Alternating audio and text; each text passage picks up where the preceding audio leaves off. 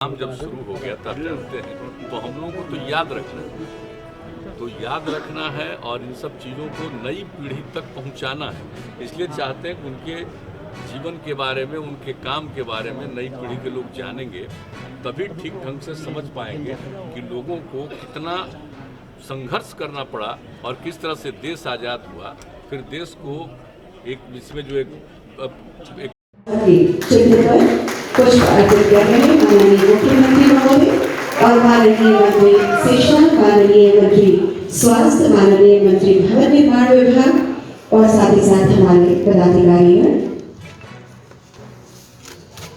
इस्लाम के अनन्य अभिनेता, संवादों के बादशाह, महान विचारक, सच्चे राष्ट्रभक्त, भारतीय नेशनल कांग्रेस के सबसे कम उम्र के प्रेसिडेंट, एक सांसद, स्वतंत्र भारत के प्रथम शिक्षा मंत्री, भारत रत्न मौलाना। शिक्षा दिवस पर सर एक डॉक्टर को सम्मानित किया लोगों ने, क्या आज तो आप सब लोग जानते हैं कि आज के दिन शिक्षा दिवस का आयोजन जब बिहार के लोगों ने हम लोग को काम करने का मौका दिया है, तो उसके बाद ही आप समझ लीजिए 2007 में पहली बार हम लोगों ने शिक्षा दिवस का आयोजन मौलाना आज़ाद साहब के जन्म दिवस के अवसर पर करना शुरू किया। उसके पहले अनेक लोगों के साथ लंबी बातचीत हुई थी और उसके बाद हम लोगों ने कहा कि हम लोग तो शुरू कर देंगे, ये राष्ट्रीय स्तर पर क्यों नहीं हो रहा, होना चाहिए था।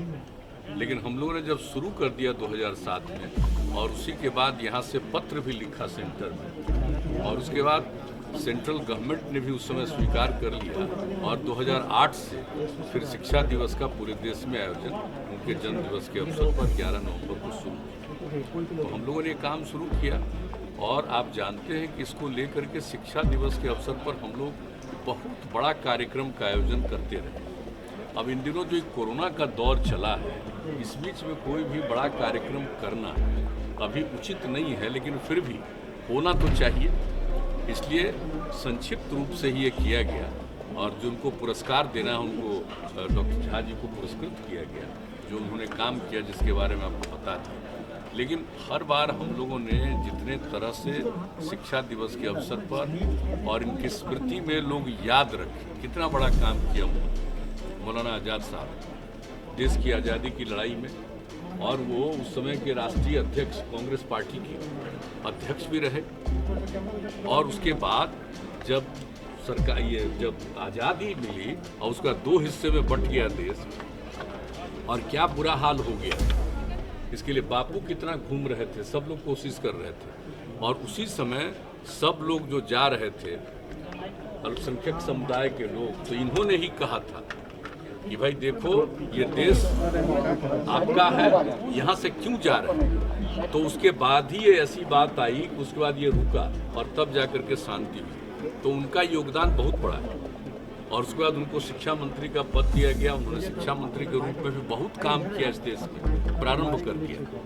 तो इसलिए हम लोगों ने यह भी तय कर लिया है कि हम अपने बच्चों को, बच्चियों को, छात्र छात्राओं को, सबको उनके मौलाना आज़ाद साहब के किए गए काम के बारे में और उनका जो जीवन था उसके संबंध में जरूर लोगों को बताया जाए और वो शुरू करा दिया गया।